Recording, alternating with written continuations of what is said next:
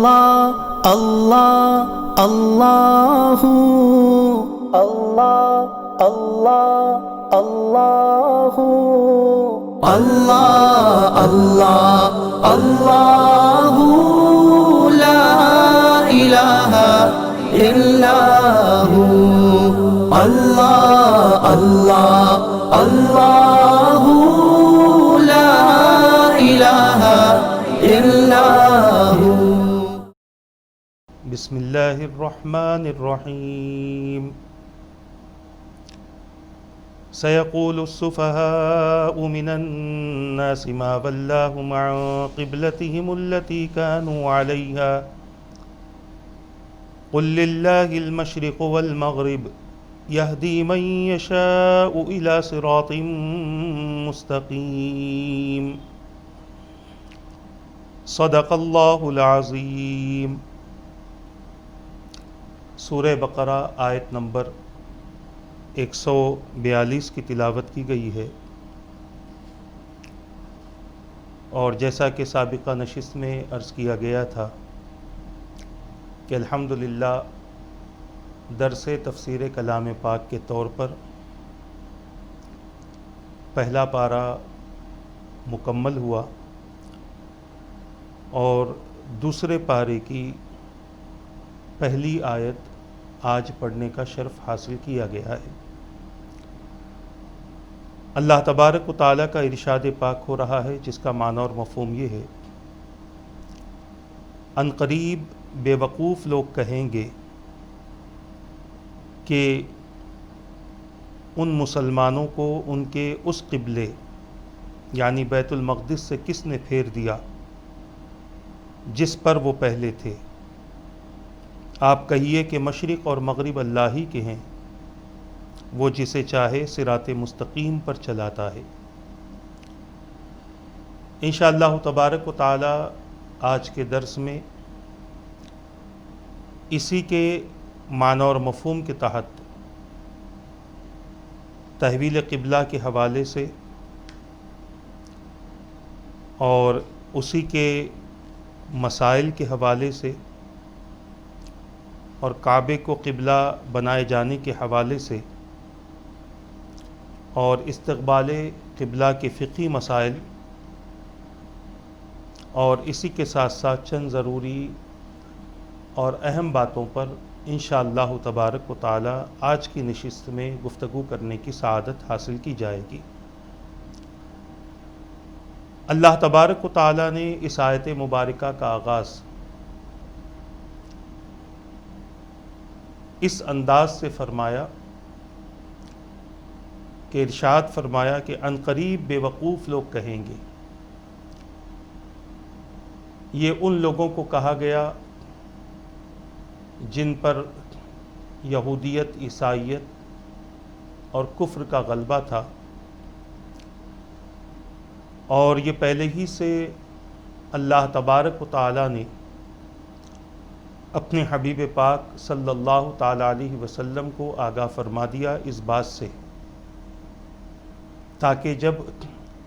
تحویل قبلہ کا حکم ہو تو حضور اکرم صلی اللہ تعالی علیہ وسلم اور آپ کے صحابہ اس بات کے لیے تیار رہیں کہ وہ لوگ اس تعلق سے آپ سے بھی بحث کریں گے اور صحابہ کرام علیہم الرضوان سے بھی وہ لوگ بحث کریں گے۔ اللہ تبارک و تعالیٰ نے پہلے ہی ان کی حال اور ان کی حقیقت کو بیان فرما دیا، کیونکہ اس کے بعد والی جو آیت ہے اور پھر اس کے بعد والی جو آیت ہے اس میں اللہ تبارک و تعالیٰ نے تحویل قبلہ کے حوالے سے آیت نازل فرمائی ہے۔ پہلے ہی صحابہ کرام علیہم الرضوان کو اس بات کے لیے تیار کر دیا گیا کہ اگر یہ بے وقوف لوگ تم سے تحویل قبلہ کے تعلق سے سوال کرے تو تمہیں کیا جواب دینا ہے، اور ان کے سوال بے وقوفی پر منحصر ہوتے ہیں، کیونکہ ان کے عقلوں پر پردے پڑے ہوئے ہیں۔ بے وقوف وہی ہوتا ہے جس کی عقل پر پردہ پڑا ہوتا ہے اور جو اپنی ہی بات کو سچ بتانے سچ ظاہر کرنے کی کوشش کرتا ہے۔ اللہ تبارک و تعالیٰ کے احکام کے سامنے نہ کسی کے فیصلے کوئی معنی رکھتے ہیں، نہ کسی کا کوئی حکم معنی رکھتا ہے، اور نہ کسی کا کوئی قول معنی رکھتا ہے۔ اللہ تبارک و تعالیٰ نے اپنے حبیب پاک صلی اللہ تعالیٰ علیہ وسلم کے ذریعے جو کلام اپنے بندوں تک پہنچایا ہے، اس کلام کی خاصیت اور خصوصیت یہ ہے کہ رب قدیر نے اس میں جو بھی احکامات بیان فرمائے ہیں، ان احکامات سے بہتر کوئی احکام نہیں ہو سکتا۔ اللہ تبارک و تعالیٰ نے جن چیزوں کے کرنے کا حکم دیا، اس سے بہتر کوئی عمل نہیں ہو سکتا۔ جن چیزوں سے منع کیا، اس سے بہتر کوئی فیصلہ نہیں ہو سکتا۔ اللہ تبارک و تعالیٰ نے جن چیزوں کو جن چیزوں سے تبدیل فرمایا ہے، اس سے بہتر کوئی چیز نہیں ہو سکتی۔ جیسے بیت المقدس سے اللہ تبارک و تعالیٰ نے رخ کو تبدیل کر کے قبلے کی طرف چہرہ کرنے کا حکم دیا، تو یقیناً اللہ کے یہاں کعبۃ اللہ کی بڑی اہمیت ہے۔ اسی طرح اللہ تبارک و تعالیٰ نے سود کے بدلے قرض حسنہ کا حکم دیا، اور ایسے کئی احکامات قرآن مقدس میں موجود ہیں کہ جس کے پڑھنے کے بعد ہمیں یہ پتہ چلتا ہے کہ یقیناً اللہ ہی کا فیصلہ بہترین فیصلہ ہے، اور بندوں کے حق میں جو بہتر ہے، قیامت تک کے لیے جو بہتر ہے، اللہ تبارک و تعالیٰ نے بندوں کے لیے وہی فیصلہ فرمایا، اور جو بندوں کے حق میں خراب ہے، صحیح نہیں ہے، اللہ تبارک و تعالیٰ نے اپنے بندوں کے حق میں وہ بھی فیصلہ فرما دیا۔ تو لہٰذا ایک ایمان والے کو چاہیے کہ وہ اللہ تبارک و تعالیٰ کے فیصلوں کو قبول کرے، اللہ تبارک و تعالیٰ کے احکامات پر عمل کرے، اور اللہ تبارک و تعالیٰ نے جن چیزوں سے منع فرمایا ہے، ان چیزوں سے اپنے آپ کو روکنے کی کوشش کرے۔ یہی ایمان اور یہی دین کا تقاضا ہے۔ عزیزان ملت اسلامیہ، اس آیت مبارکہ کی مختصر سی تفسیر اور مختصر سی تشریح آپ حضرات کے سامنے رکھنے کی سعادت حاصل کروں گا۔ خلاصہ تو آپ نے سماعت فرما لیا کہ رب قدیر نے تحویل قبلہ سے پہلے ہی جواب بتلا دیا کہ اگر کوئی تم سے کوئی بے وقوف آ کر یہ سوال کرے کہ کس چیز نے تمہیں بیت المقدس سے بیت اللہ کی طرف پھیر دیا ہے، تو پھر تمہیں اس کو جواب دینا ہے کہ یہ اللہ کا حکم ہے، اور مشرق و مغرب اللہ کے ہیں، وہ جدھر چاہے جہاں کا فیصلہ کرے، چونکہ ہم نے اسے مانا ہے، ہم نے اس کی ذات کو تسلیم کیا ہے، وہ ہمارا معبود ہے، وہ ہمارا معبود حقیقی ہے، وہی ہمارے لیے سب کچھ ہے۔ لہٰذا اس رب کا جو حکم ہوگا، ہم اس کے فیصلے پر عمل کرنے کے لیے تیار ہیں۔ سب سے پہلے تو یہ بات ہم کریں گے کہ سب سے پہلے مکہ قبلہ تھا یا بیت المقدس؟ آپ کو ہماری ایک نشست یاد ہوگی کعبۃ اللہ کی تعمیر کے حوالے سے، اور کعبۃ اللہ کے حوالے سے میں نے آپ حضرات کے سامنے اس کا خلاصہ کیا تھا قرآن کریم کے 4 پارے میں، ان اول بیت وضع للناس للذی ببکہ۔ اللہ تبارک و تعالیٰ نے پہلے گھر کے تعلق سے جب بیان فرمایا تو ارشاد فرمایا جو لوگوں کے لیے خدا کی عبادت کی خاطر جو سب سے پہلا گھر بنایا گیا وہ مکے میں ہے، مبارک ہے، عالمین کے لیے ہدایت کا ذریعہ ہے۔ تو اس آیت مبارکہ سے یہ پتہ چلا کہ روئے زمین پر اللہ تبارک و تعالیٰ کا جو سب سے پہلا گھر بنایا گیا، جس کو ہم مسجد کہیں، بیت اللہ کہیں، وہ مکۃ المکرمہ میں ہے، وہ کعبے میں ہے، وہ مکۃ المکرمہ میں ہے، اور اس کو ہم کعبہ کہتے ہیں۔ یہ وہ مقام ہے جو سب سے پہلے روئے زمین پر بنایا گیا، اور اسی یہ مقام کی خصوصیت یہ ہے کہ ٹھیک اس مقام کے اوپر بیت المعمور ہے، جہاں پر اللہ تبارک و تعالیٰ کے فرشتے طواف کرتے ہیں، اور ان کے تعلق سے یہ بات بیان کی گئی کہ ایک مرتبہ جو فرشتہ طواف کر لے بیت المعمور کا، تو زندگی بھر پھر اس کے طواف کی باری قیامت تک نہیں آئے گی۔ مسلمان بڑے خوش نصیب ہیں جنہیں کعبۃ اللہ کے بار بار طواف کی سعادت نصیب ہوتی ہے، اللہ تبارک و تعالیٰ کے اس مقدس گھر کی زیارت نصیب ہوتی ہے۔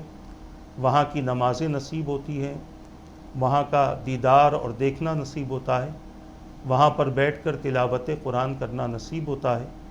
وہاں پر بیٹھ کر ذکر و اذکار نصیب ہوتا ہے، مقام ابراہیم پر 2 رکعت نماز نصیب ہوتی ہے۔ اس طرح بہت سارے اعمال کعبۃ اللہ کے اطراف میں بیٹھ کر کیے جاتے ہیں۔ یہ ہماری خوش نصیبی ہے کہ بار بار ایک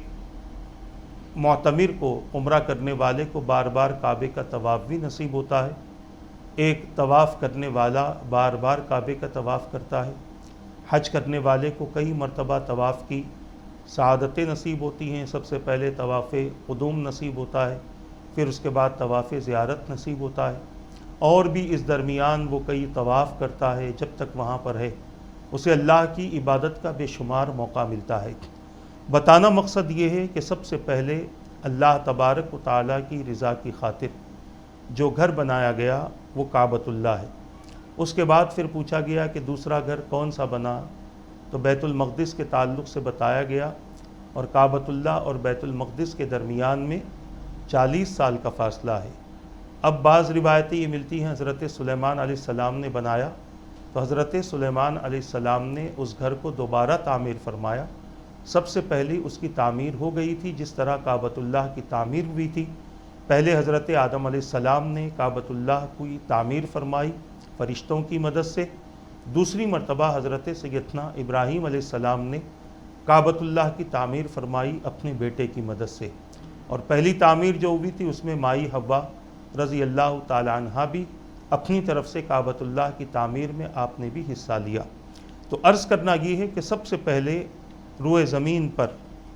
جو بیت اللہ ہے وہ کعبۃ اللہ ہے، اور پھر اس کعبۃ اللہ میں حضور اکرم صلی اللہ تعالیٰ علیہ وسلم کے حوالے سے یہ بیان کیا جاتا ہے کہ رسول اکرم صلی اللہ تعالیٰ علیہ وسلم کے تعلق سے بیان کیا گیا۔ علامہ قرطبی لکھتے ہیں کہ اس بات میں اختلاف ہے کہ جب حضور پاک صلی اللہ تعالیٰ علیہ وسلم پر ابتدا میں نماز فرض ہوئی تو آپ بیت المقدس کی طرف منہ کر کے نماز پڑھتے تھے یا خانہ کعبہ کی طرف۔ حضرت ابن عباس رضی اللہ تعالیٰ عنہما کا قول ہے کہ مکہ مکرمہ میں اور مدینہ منورہ کے ابتدائی 17 مہینوں میں آپ بیت المقدس کی طرف چہرے انور کر کے نماز پڑھتے تھے، پھر اللہ تعالیٰ نے آپ کو خانہ کعبہ کی طرف منہ کر کے نماز پڑھنے کا حکم دیا۔ اسی کے ساتھ ساتھ اور بھی اس حوالے سے اقوال ہیں۔ علامہ بدر الدین عینی رحمۃ اللہ تعالیٰ علیہ نے اس قول کو ترجیح دی ہے۔ پھر یہ بھی ایک روایت ملتی ہے، ایک قول ملتا ہے کہ آپ مکۃ المکرمہ میں بیت المقدس کی طرف منہ کر کے اس طرح قیام فرماتے تھے کہ کعبے کی طرف پیٹھ نہیں ہوتی تھی، کعبے کی طرف پیٹھ نہیں ہوتی تھی۔ اور پھر ایک قول یہ بھی ملتا ہے کہ جب آپ پر ابتداءً نماز فرض ہوئی تو کعبے کی طرف منہ کرنے کا حکم ہوا۔ حافظ ابو عمر ابن عبد البر نے کہا میرے نزدیک یہ قول زیادہ صحیح ہے۔ اس کی وجہ یہ ہے کہ جب حضور اکرم صلی اللہ تعالیٰ علیہ وسلم مدینہ پاک تشریف لائے تو آپ نے یہود کے تالیف قلب کے لیے ان کے قبلے کی طرف منہ کر کے نماز پڑھی تاکہ دین اسلام کو قبول کرنے کے لیے ان میں بہت زیادہ اس بات کی مسرت ہو، اور جب آپ ان کے قبول اسلام سے مایوس ہو گئے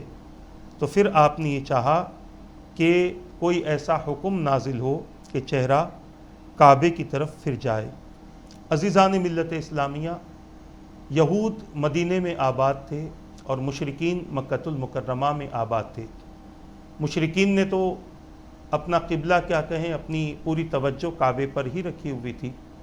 اسی لیے حضور اکرم صلی اللہ تعالیٰ علیہ وسلم کے تعلق سے یہ بات بھی مشہور ہے کہ آپ نے کعبے کی طرف، جب تک آپ مکۃ المکرمہ میں رہے، آپ نے کعبے کی طرف رخ انور کر کے نماز ادا کی ہے۔ اور جب آپ مدینہ پہنچے ہیں تو مدینہ میں 17 مہینے تک، یعنی جب تک تحویل قبلہ کا حکم نازل نہیں ہوا تھا، حضور اکرم صلی اللہ تعالیٰ علیہ وسلم نے بیت المقدس کی طرف نماز ادا کی۔ اس کی ایک وجہ یہ بیان کی گئی، یہ حضور پاک صلی اللہ تعالیٰ علیہ وسلم کا اجتہاد تھا، اور حضور کا عمل اللہ تبارک و تعالیٰ کو پسند ہے۔ اگر بیت المقدس کی طرف نماز نہ پڑھنا ہوتا تو ابتدا ہی میں اللہ تبارک و تعالیٰ اپنے حبیب پاک صلی اللہ تعالیٰ علیہ وسلم کو اس بات سے منع فرما دیتا، مگر چونکہ حضور اکرم صلی اللہ تعالیٰ علیہ وسلم کی عادت مبارکہ تھی کہ میرے آقا صلی اللہ تعالیٰ علیہ وسلم اس بات پر بہت زیادہ کوشاں تھے، بہت زیادہ کوششیں کرتے تھے کہ کسی طرح سے لوگ دین اسلام میں داخل ہوں، ایمان والے بن جائیں، صحیح عقیدے والے بن جائیں، اللہ کی توحید کا اقرار کرنے والے، حضور کی رسالت کا اقرار کرنے والے بن جائیں۔ اسی بنیاد پر حضور اکرم صلی اللہ تعالیٰ علیہ وسلم کی کوششیں ہوتی تھی۔ یہی وجہ ہے کہ حضور اکرم صلی اللہ علیہ وسلم نے کسی کا جنازہ بھی پڑھایا، حالانکہ وہ منافق تھا، اور کسی کو آپ نے اپنا کرتہ مبارک یا جبہ مبارک بھی آپ نے دیا۔ اس کی وجہ یہ تھی کہ ان کے علاوہ جتنے لوگ ہیں جو حضور کے اس عمل کو دیکھ رہے ہیں، حضور کے اس اخلاق سے متاثر ہو کر وہ حضور پاک صلی اللہ تعالیٰ علیہ وسلم کی دعوت کو قبول کر لیں۔ اسی یقین کے ساتھ میرے آقا صلی اللہ تعالیٰ علیہ وسلم نے بیت المقدس کی طرف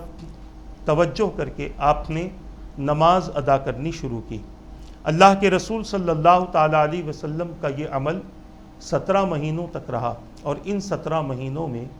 یہودیوں نے حضور اکرم صلی اللہ تعالیٰ علیہ وسلم سے جو بحث کی ہے، حضور اکرم صلی اللہ تعالیٰ علیہ وسلم کی جو مخالفتیں کی ہیں، آپ کے خلاف جو سازشیں اور جو منصوبے بنائے ہیں، آپ کے خلاف جو حرکتیں ان کی رہی ہیں،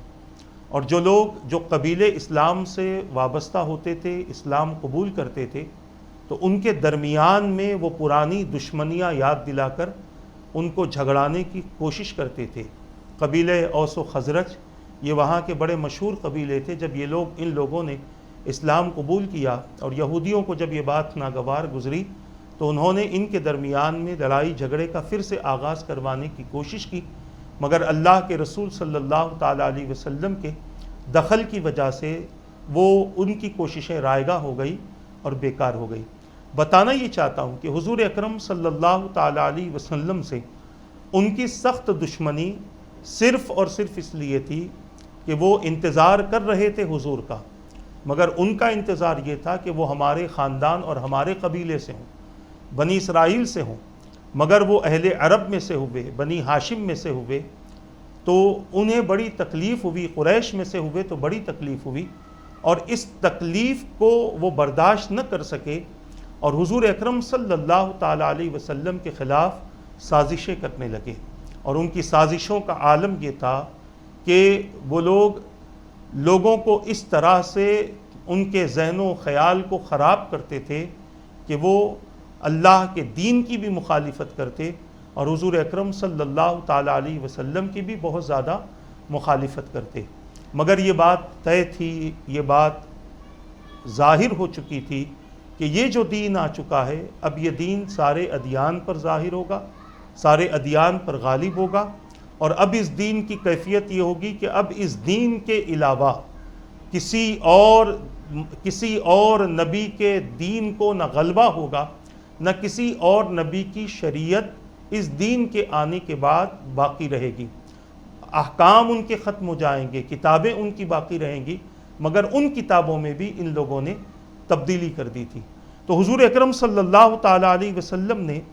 مدینہ منورہ میں رہ کر بیت المقدس کی طرف جو چہرہ انور کر کے آپ نے 17 مہینے جو عبادتیں کی، اس کی وجہ یہ تھی کہ ان یہودیوں کے دل آپ کی طرف متوجہ ہوں اور اللہ کے دین کے لیے، اللہ کے احکام کے لیے ان کے جو دل ہیں وہ نرم پڑ جائیں۔ مگر انہوں نے پہلے ہی سے ٹھان رکھا تھا کہ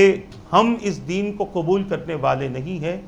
ہم یہودیت پر ہی قائم رہیں گے، اور اپنے مذہب پر قائم رہنے کے لیے انہوں نے کئی حیلے بنائے، کئی حوالے کیے، انبیاء پر تہمتیں باندھی، انبیاء کے دین پر تہمتیں باندھی،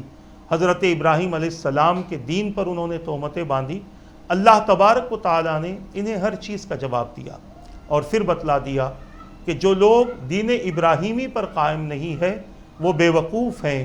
جو لوگ دین اسلام پر قائم نہیں ہے وہ عقل مند نہیں ہے۔ اور ایک طرف یوں بھی اللہ نے ارشاد فرمایا وَمَن يَرْغَبُ عَن مِّلَّةِ إِبْرَاهِيمَ إِلَّا مَن سَفِيهَ نَفْسَهُ، جس کا معنی اور مفہوم یہ ہے کہ دین ابراہیمی، ملت ابراہیمی سے وہی پھر سکتا ہے، وہی اپنے آپ کا چہرہ پھیر سکتا ہے جو بے وقوف ہے، جس کے پاس میں کوئی عقل نہیں ہے یا جس کے عقل پر پردے پڑے ہوئے ہیں، وہی دین ابراہیمی اور ملت ابراہیمی سے منہ موڑ سکتا ہے۔ اس لیے کہ دعوے دار دونوں تھے، یہودی بھی دعوے دار تھے ابراہیم علیہ السلام کے لیے، اور عیسائی بھی دعوے دار تھے ابراہیم علیہ السلام کے لیے، اور مشرکین بھی دعوے دار تھے عیسیٰ علیہ السلام کے لیے۔ ان تینوں کو ایک جگہ کر کے بیان کیا جا رہا ہے کہ جس ذات کے لیے تم دعویٰ کر رہے ہو، تم دعوے دار ہو، اس ذات کے دین کو تو دیکھو، اس ذات کی شریعت کو دیکھو، اس ذات کی ملت کو دیکھو، اس ذات کے احکام کو دیکھو۔ معاذ اللہ انہوں نے نہ کبھی شرک کیا ہے، نہ شرک کرنے والوں کو پسند کیا ہے۔ وہ تو بت شکن تھے اور تم بتگر ہو، تم بت بناتے ہو، وہ بت شکن تھے۔ انہوں نے کبھی اللہ تبارک و تعالیٰ کے ساتھ کسی کو شریک نہیں کیا، اور یہودیوں نے عزیر علیہ السلام کو اللہ کا بیٹا بنا دیا، عیسائیوں نے حضرت عیسیٰ علیہ السلام کو اللہ کا بیٹا بنا دیا۔ تو اس طریقے سے وہ لوگ اللہ تبارک و تعالیٰ کی ذات کے ساتھ شرک کرنے لگے۔ حالانکہ ابراہیم علیہ السلام کے بچپن کے واقعات سے لے کر آپ کے وصال مبارک تک آپ نے توحید کی تبلیغ اور ترویج و اشاعت کے لیے جو محنتیں کی ہیں، اپنی جان کو قربان کرنے پر آمادہ ہوئے نار نمرود میں ڈالا گیا، اولاد کی قربانی کے لیے آمادہ ہوئے حضرت اسماعیل علیہ السلام کی قربانی کا حکم دیا گیا، دولت کی قربانی دی گئی۔ سچے موحد اور پکے موحد تھے، اللہ کے دین کے لیے بہت خالص اور بہت مخلص تھے۔ یہ حضرت سیدنا ابراہیم علیہ السلام کی ذات ہے۔ تو دعوے دار سب تھے، مگر ابراہیم علیہ السلام کی ملت پر چلنا، آپ کی شریعت کو سیکھنا، آپ کے طریقے کو سیکھنا، یہ ان کے لیے قابل قبول نہ تھا۔ بس صرف وہ دعویٰ کرتے تھے اور پھر دلیل ان کے پاس میں کوئی نہ تھی، بس صرف حجتیں کرتے تھے، یہاں وہاں کی بحث لاتے تھے اور کسی طرح سے کنفیوز کرنے کی کوشش کرتے تھے، شکوک و شبہات میں گرفتار کروانے کی کوشش کرتے تھے۔ تو حضور اکرم صلی اللہ تعالیٰ علیہ وسلم نے یہ عمل اس لیے فرمایا کہ ان کے دل دین کی طرف نرم پڑے، مگر جب دیکھا گیا کہ ان کی سختیاں برقرار ہے، وہ اپنی عادتوں سے باز نہیں آنے والے، وہ اپنی سوچ اور فکر سے باز نہیں آنے والے، تو اللہ کے رسول صلی اللہ تعالیٰ علیہ وسلم نے اب ارادہ فرمایا کہ جیسے قرآن کریم میں کئی احکامات ہیں، ویسے ہی اللہ تبارک و تعالیٰ کا کوئی حکم کعبے کی تبدیلی کے حوالے سے، یعنی قبلے کی تبدیلی کے حوالے سے آ جائے، اور حضور اکرم صلی اللہ تعالیٰ علیہ وسلم اس طرف اپنی توجہ کر لیں جس خانہ کعبہ کی تعمیر حضرت سیدنا ابراہیم علیہ السلام نے کی ہے، اور پھر مسلمانوں کے لیے ایک سمت کو متعین کر دیں کہ قیامت تک کہیں بھی رہیں ایک ہی طرف توجہ کر کے اللہ تبارک و تعالیٰ کی عبادت کریں۔ اللہ تبارک و تعالیٰ نے حضور اکرم صلی اللہ تعالیٰ علیہ وسلم کا یہ ارادہ، حضور اکرم صلی اللہ علیہ وسلم کا یہ منشا، حضور اکرم صلی اللہ تعالیٰ علیہ وسلم کی اس خواہش کو میرے رب نے پورا فرمایا۔ پہلے ہم اس آیت مبارکہ کی تشریح کو مکمل کرتے ہیں، بعد میں ہم آگے اور اس حوالے سے، یعنی کعبۃ اللہ کے حوالے سے اور تحویل قبلہ کے حوالے سے آپ حضرات کے سامنے انشاءاللہ گفتگو کریں گے۔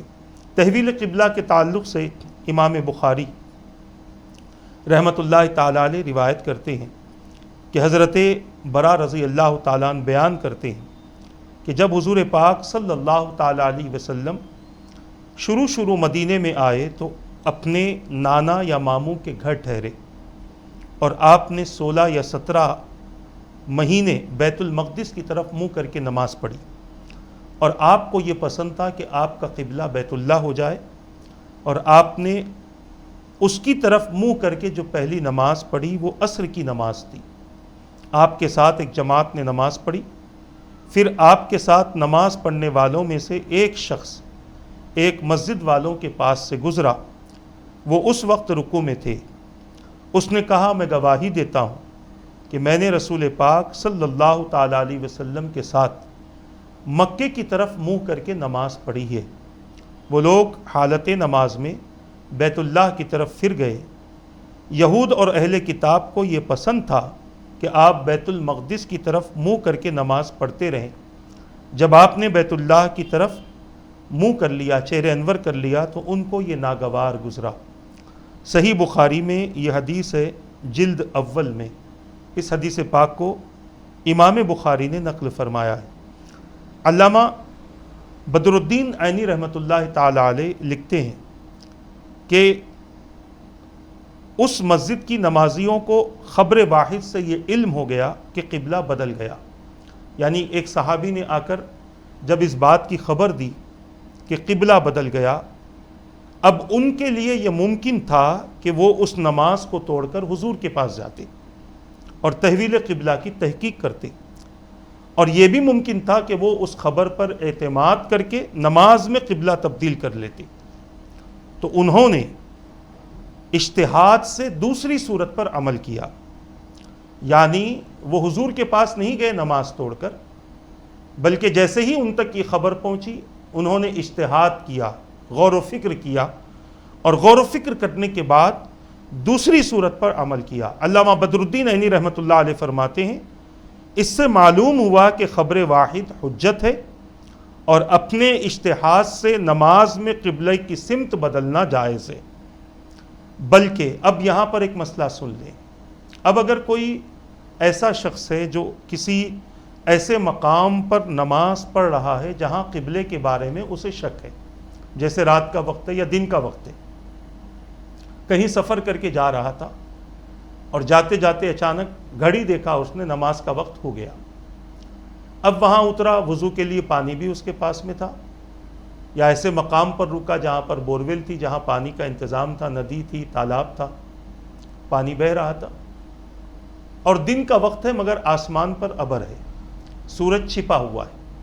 یا رات کا وقت ہے، ابر ہے، چاند چھپا ہوا ہے۔ اب ایسے وقت میں وہ لوگوں کو تلاش کر رہا ہے کہ کسی سے قبلہ پوچھے کہ قبلہ کدھر ہے۔ اب اگر کوئی آ گیا اس کے سامنے، کوئی اگر غیر مسلم تھا تو اسے تو قبلے کا اندازہ نہیں، یا پھر زبان کا فرق ہو گیا کہ اس کی زبان الگ ہے، اس کی زبان الگ ہے، یہ اس کی زبان نہیں سمجھتا، یہ اس کی زبان نہیں سمجھتا، یا پھر ایک اور بات ہے کہ وہ جانتا ہی نہیں ہے کہ قبلہ کہتے کس کو ہے، یعنی جس سے سوال کیا جا رہا ہے۔ اب سوال کرتے کرتے آخرکار اس نے یہ فیصلہ کر لیا کہ مجھے نماز پڑھنی ہے۔ اب وہ کھڑا ہوا 4 رکعت نماز ادا کرنے کے لیے کھڑا تھا، اور کھڑے ہو کر اس نے پہلی رکعت پڑھی۔ دوسری رکعت کے کھڑے ہونے سے پہلے اسے یہ سوچ پیدا ہوئی کہ شاید قبلہ میں جہاں کھڑا ہوں ادھر نہیں ہے، میری سیدھی طرف ہے۔ اب اس کو اختیار ہے، کیونکہ اجتہاد ہے، وہ پلٹ جائے۔ دوسری رکعت مکمل کی، تیسری کے لیے کھڑا ہوا، پھر سوچ آئی، خیال آیا کہ پھر سیدھی طرف ہے، یعنی تیسری طرف مڑ گیا، وہاں پر 1 رکعت پڑھی، پھر چوتھی رکعت کے وقت ایک اور خیال آیا، یعنی ایسے کر کر کے چاروں طرف 1 رکعت اس نے پڑھی۔ تو اب کیا فقہی حساب سے اس کی نماز پوری ہوئی نہ ہوئی؟ تو اس کے متعلق اکابرین فرماتے ہیں چونکہ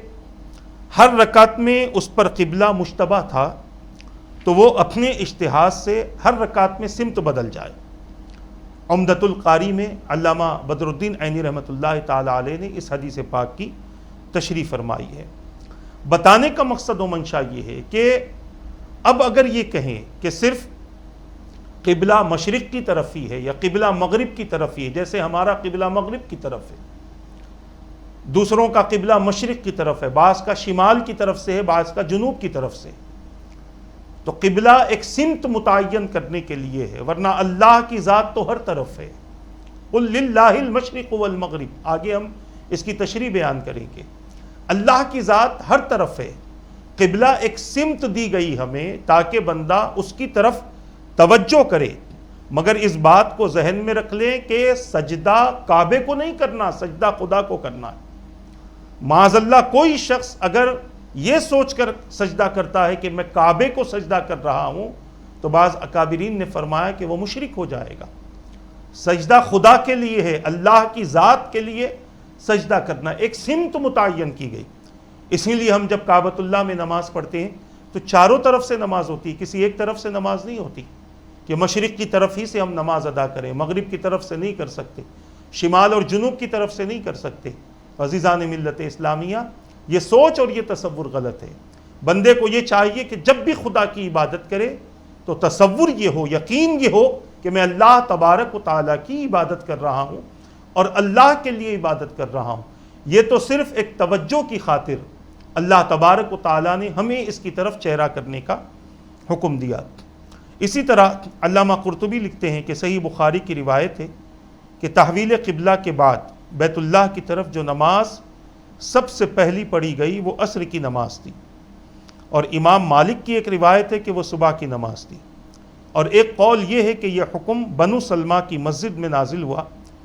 اس وقت آپ ظہر کی نماز میں تھے اور 2 رکعت پڑھ چکے تھے، پھر نماز ہی میں آپ نے قبلہ بدل لیا اور باقی دو رکعتیں بیت اللہ کی طرف منہ کر کے آپ نے پڑھی، اور اس مسجد کا نام مسجد القبلتین رکھا گیا، مسجد قبلتین۔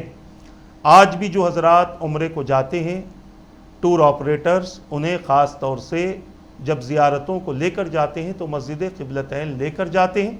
مسجد قبلتین میں نشانی کے طور پر 2 کھڑکی نما چیزیں بنا دی گئی ہیں، اور بتایا جاتا ہے کہ پہلے اس طرف حضور اکرم صلی اللہ علیہ وسلم چہرے انور کر کے نماز پڑھ رہے تھے، پھر اس کے بعد میرے آقا صلی اللہ علیہ وسلم کی جب یہ خواہش حالت نماز ہی میں پوری ہوئی تو حضور اکرم صلی اللہ تعالی علیہ وسلم نے اپنے آپ کا چہرے انور قبلے کی طرف کر لیا۔ جتنے صحابہ حضور کے پیچھے تھے وہ پھر پیچھے آ گئے، اور جو عورتیں، جو خواتین، جو صحابیات ان کے پیچھے نماز پڑھ رہی تھی وہ ان کے پیچھے آ گئیں۔ عزیزان ملت اسلامیہ،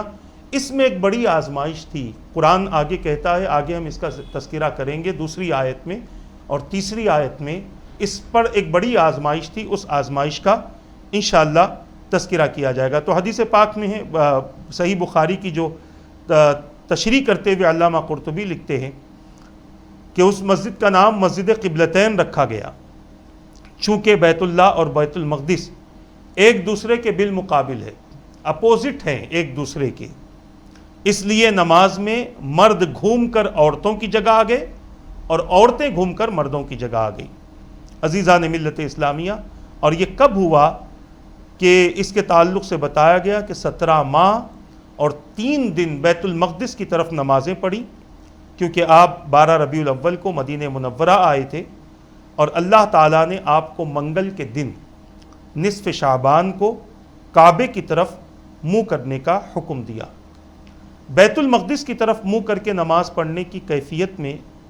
علماء کے 3 اقوال ہیں، یعنی حضور کیوں بیت المقدس کی طرف چہرے انور کر کے نماز ادا فرماتے تھے۔ بعض اکابرین نے فرمایا، جس میں حضرت اکرمہ ہیں، حضرت ابو العالیہ ہیں، حضرت حسن ہیں، آپ نے فرمایا کہ آپ نے اپنی رائے اور اجتہاد سے بیت المقدس کی طرف اپنا چہرے انور کیا تھا۔ امام طبری نے فرمایا کہ آپ کو بیت المقدس اور بیت اللہ میں کسی ایک طرف چہرے انور کرنے کا اختیار دیا گیا تھا، تو آپ نے یہود کے ایمان لانے کی خواہش کی وجہ سے بیت المقدس کی طرف منہ کرنے کو اختیار فرمایا۔ تیسری بات ہے کہ حضرت ابن عباس رضی اللہ تعالیٰ عنہ نے کہا کہ آپ نے اللہ کی وحی اور اس کے حکم سے بیت المقدس کی طرف چہرے انور کر کے نماز پڑھنے کو اختیار کیا تھا، کیونکہ قرآن مجید میں ہے جس قبلے پر آپ پہلے تھے ہم نے اس کو اسی کے لیے قبلہ بنایا تھا تاکہ ہم ظاہر کر دیں کہ کون رسول کی پیروی کرتا ہے، اور یہی جمہور علماء کا مسلک ہے۔ تحویل قبلہ کے متعلق اکابرین چند مسائل بیان فرماتے ہیں۔ اللہ تبارک و تعالیٰ نے پہلے تو فرمایا سیقول السفہاء من الناس ما ولاھم عن قبلتہم التی کانوا علیہا، کس چیز نے ان کو اس قبلے سے پھیر دیا جس پر وہ قائم تھے۔ بے وقوف لوگ یہ بات کہیں گے، اللہ نے پہلے ہی سے ظاہر کر دیا۔ اب اس کے بعد فرمایا کہ جب یہ اس قسم کا یہ سوال کریں، آپ سے پوچھیں کہ کیوں اس قبلے سے پھر گئے، تو آپ فرمائیں قل للہ المشرق والمغرب، آپ کہیے کہ مشرق اور مغرب اللہ ہی کے ہیں، یہدی من یشاء الی صراط مستقیم، وہ جسے چاہے صراط مستقیم پر چلاتا ہے۔ اس آیت میں منافقین اور یہود کے اعتراض کا جواب دیا گیا کہ بیت المقدس کی طرف منہ کر کے نماز پڑھنے کا مقصد یہ نہیں تھا کہ بیت المقدس خود مستقل بالذات ہے، کیونکہ مشرق اور مغرب سب اس کی ملک ہے، وہ جس طرف منہ کر کے نماز پڑھنے کا حکم دے وہی قبلہ ہے، اور اس کے حکم پر عمل کرنا ہی صراط مستقیم ہے، ہدایت ہے۔ اس سے چند مسائل معلوم ہوتے ہیں کہ اللہ نے فرمایا ان قریب یہ بے وقوف لوگ کہیں گے مسلمانوں کو ان کے اس قبلے سے کس نے پھیر دیا جس پر وہ تھے۔ اس آیت میں اللہ تبارک و تعالیٰ نے غیب کی خبر دی اور یہ پیشین گوئی پوری ہو گئی، اور حضور اکرم صلی اللہ علیہ وسلم کی نبوت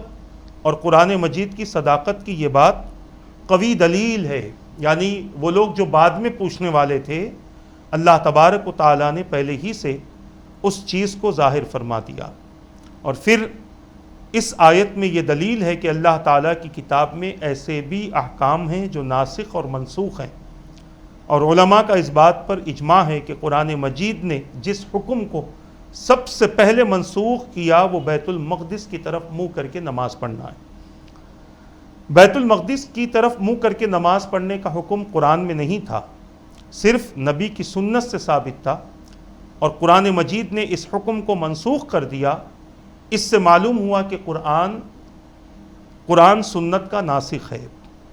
خبر واحد پر عمل کرنا جائز ہے، کیونکہ جب اہل قباء کو جب یہ خبر پہنچی کہ قبلہ بدل گیا تو انہوں نے نماز کی حالت میں اپنا قبلہ بدل دیا۔ جب تک کسی حکم کے منسوخ ہونے کا علم نہ ہو اس پر عمل کرنا جائز ہے، کیونکہ تحویل قبلہ کے بعد بھی اہل قباء نے بیت المقدس کی طرف نماز پڑھی،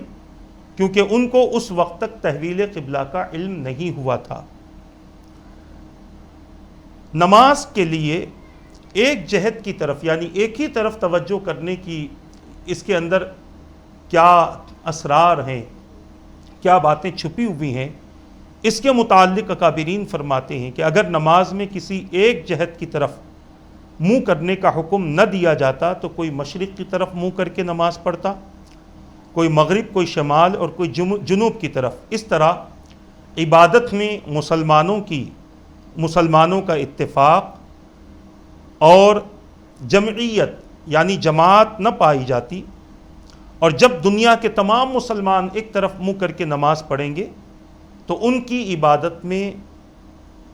اتفاق بھی ہوگا، نظم بھی ہوگا، اور ایک بڑی جماعت کا اس بات پر اتفاق ہوگا کہ وہ قبلے کی طرف یا ایک ہی طرف جس طرف اللہ نے حکم دیا ہے اس طرف چہرہ کر کے نماز ادا کرتے ہیں۔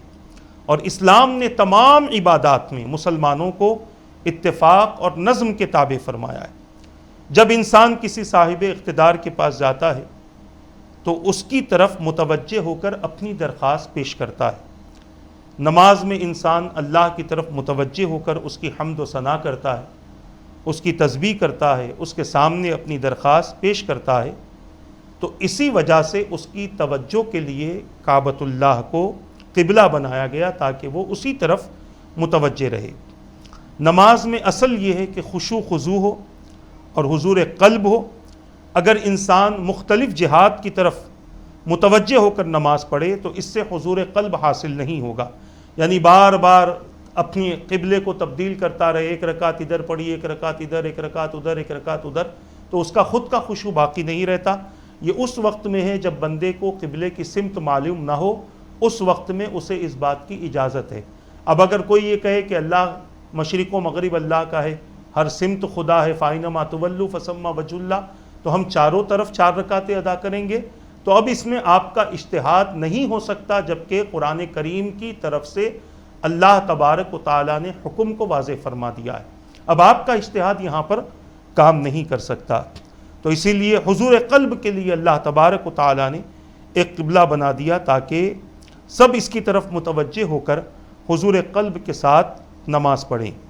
اسی طرح کعبے کو قبلہ بنانے کی وجہ کیا ہے؟ اللہ تعالیٰ نے کعبے کے متعلق فرمایا یہ میرا گھر ہے، ان طاہر بیتی للطائفین، یہ میرا گھر ہے، اسے پاک رکھا جائے۔ اس کو اللہ تبارک و تعالیٰ سے خاص نسبت حاصل ہے۔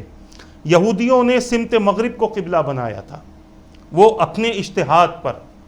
اور ان کی اپنی خواہش تھی۔ کیوں؟ حضرت موسیٰ علیہ السلام کو مغرب کی جانب سے ندا آئی تھی، آواز آئی تھی۔ وہ کیا آواز تھی؟ وَمَا كُنْتَ بِجَانِبِ الْغَرْبِيِّ إِذْ قَضَيْنَا إِلَىٰ مُوسَى الْأَمْرَ، قرآن کریم میں یہ بات موجود ہے۔ اور عیسائیوں نے مشرق کی طرف قبلہ بنایا تھا۔ اس کی وجہ یہ تھی کہ حضرت جبرائیل علیہ السلام حضرت مریم کے پاس مشرق کی جانب سے گئے تھے۔ وَاذْكُرْ فِي الْكِتَابِ مَرْيَمَ إِذِ انْتَبَذَتْ مِنْ أَهْلِهَا مَكَانًا شَرْقِيًّا، تو مسلمانوں کا قبلہ مسلمانوں نے نہیں بنایا، اللہ نے بنایا ہے، کیونکہ یہ حضرت ابراہیم علیہ السلام کا قبلہ ہے اور حضور اکرم صلی اللہ تعالیٰ علیہ وسلم کی جائے ولادت ہے، اور اللہ کا حرم ہے اور بیت اللہ ہے۔ اسی طرح اللہ تبارک و تعالیٰ نے اس حوالے سے قرآن مقدس میں آیتیں بھی نازل فرما دی، جعل اللہ الکعبۃ البیت الحرام قیاما للناس، اور اس کے علاوہ اللہ تبارک و تعالیٰ نے اس قبلے کو زمین کے درمیانی حصے میں رکھا ہے، اور زمین کے درمیانی حصے کی طرف اللہ نے اپنے تمام بندوں کو متوجہ کروایا، اور یہ ایک مزاج دیا گیا کہ زندگی کے ہر معاملے میں درمیانی چیز کو بندہ اختیار کرے، اتنا بھی نہ کرے کہ اس کا اپنی ذات پر ظلم ہو جائے، اور اتنا بھی خاموش نہ رہے کہ وہ کچھ نہ کر سکے۔ کوئی بھی چیز ہو وہ متوسط طریقے سے اگر بندہ کرتا ہے تو اس کے لیے یہ بہت اچھی بات ہے۔ اور بعض اکابرین فرماتے ہیں کہ حضرت آدم علیہ السلام نے 5 پہاڑوں سے مٹی لا کر کعبہ بنایا تھا۔ اس میں یہ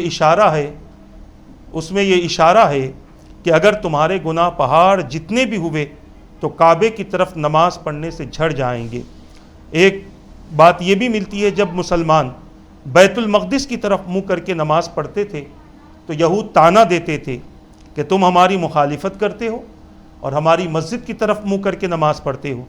تو اللہ تعالیٰ نے مسلمانوں کا قبلہ بدل دیا اور کعبے کو اللہ نے قبلہ بنا دیا۔ اسی طرح مسلمان ملت ابراہیمی کی اتباع کے داعی تھے، اس لیے حضرت ابراہیم علیہ السلام کے بنائے ہوئے کعبے کو ان کا قبلہ بنا دیا۔ جب قریش نے کعبے کی تعمیر کی تو حضور اکرم صلی اللہ علیہ وسلم اینٹیں اٹھا کر لا رہے تھے، تو اس کو قبلہ بنانے میں نبی کی تعظیم بھی ہے۔ عزیزان ملت اسلامیہ، اسی طرح چند باتیں آخری عرض کر کے انشاءاللہ اپنی گفتگو کو مکمل کر دوں۔ جیسے کہ میں نے ایک مسئلہ بتایا، استقبال قبلہ کے جو فقہی مسائل ہیں، اس میں سب سے پہلا مسئلہ یہی ہے کہ نماز میں ہم اللہ کے لیے سجدہ کرتے ہیں، نہ کہ کعبے کو سجدہ۔ اگر کوئی کعبے کو سجدے کی نیت سے کعبے کو سجدہ کرتا ہے تو یہ اس کے لیے کفر ہے۔ کعبے سے مراد وہ جگہ ہے اور تحت الثری سے لے کر عرش عظیم تک وہ فضا ہے جہاں کعبہ بنا ہوا ہے۔ حتیٰ کہ اگر بیت اللہ کی یہ عمارت نہ بھی ہو تو اسی کی طرف منہ کر کے نماز پڑھی جائے گی۔ اسی طرح میں نے اس سے پہلے ایک مسئلہ بتا دیا، کسی شخص کو سمت کعبہ کا علم نہ ہو تو پھر وہ سمت کعبہ کے لیے کیا کرے۔ اگر کوئی شخص چلتی سواری میں نفل نماز ادا کرتا ہے اور سواری کا منہ قبلے کی طرف نہ بھی ہو تب بھی اس کے لیے وہ نماز ادا کرنا جائز ہے۔ عذر کی وجہ سے فرض نماز چلتی سواری میں، یعنی پلین میں اگر آپ پڑھ رہے ہیں تو یہ بھی پڑھنا جائز ہے، چاہے سواری کا منہ قبلے کی طرف ہو نہ ہو۔ اور بعض علماء کا اس میں اختلاف ہے، مگر در مختار کا یہ قول ہے، در مختار میں یہ قول نقل کیا گیا کہ سواری پر جو نماز پڑھی جائے گی اس نماز کا اعادہ بھی نہیں ہے۔ میرے پیارے آقا صلی اللہ تعالیٰ علیہ وسلم کے پیارے دیوانوں، جو بات کعبۃ اللہ کے حوالے سے، یعنی سب سے پہلے تو اللہ تبارک و تعالیٰ نے اس بات کو ظاہر فرما دیا کہ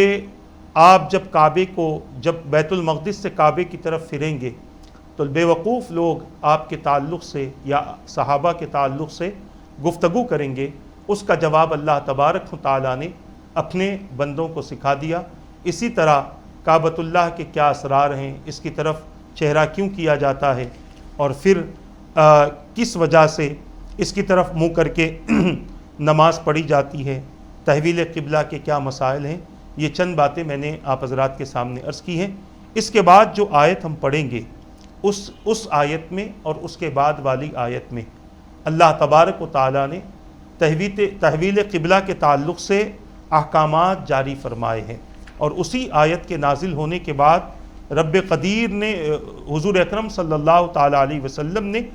اور صحابہ کرام نے اپنی عبادتیں کعبۃ اللہ کی طرف کر کے مکمل کی ہے۔ وہ آیت نمبر 143 رہے گی، 143۔ آئندہ نشست میں انشاءاللہ اس کی تلاوت ہوگی اور اسی کے معنی اور مفہوم کے تحت درس تفسیر ہوگا۔ اللہ تبارک و تعالی مجھے اور آپ کو ان باتوں پر عمل کرنے کی توفیق عطا فرمائے۔ اپنے حبیب پاک صلی اللہ تعالیٰ علیہ وسلم کے صدق و طفیل رب قدیر ہمارے گناہوں کو معاف فرمائے، 5 وقت کی نمازوں کی پابندی عطا فرمائے۔ رب قدیر اپنے فضل و کرم سے ہماری بیماریوں کو، پریشانیوں کو، مصیبتوں کو، رزق کی کمی کو، گھریلو جھگڑوں کو، اور پروردگار جتنی بھی آفتیں ہم پر ہیں ان تمام آفتوں کو، جتنی بھی بیماریاں ہم پر ہیں ان تمام بیماریوں کو ہم سے دور فرما دے۔ پروردگار جتنے بیمار ہیں ان سب کو شفا عطا فرما، آئندہ پوری زندگی صحت کے ساتھ عطا فرما دے۔ رب قدیر اپنے فضل و کرم سے جتنے پریشان ہیں ان کو پریشانیوں سے آزاد فرما، آئندہ پوری زندگی مولا انہیں پریشانیوں سے محفوظ فرما۔ مولا اپنے فضل و کرم سے ایمان کی سلامتی کے ساتھ زندگی عطا فرما، ایمان کی حالت میں کلمہ پڑھتے ہوئے نبی کا دیدار کرتے ہوئے موت عطا فرما، برحمتک یا ارحم الراحمین۔ وما علینا الا البلاغ۔ السلام اللہ اللہ اللہ اللہ اللہ اللہ اللہ اللہ اللہ لا الہ الا ہو اللہ اللہ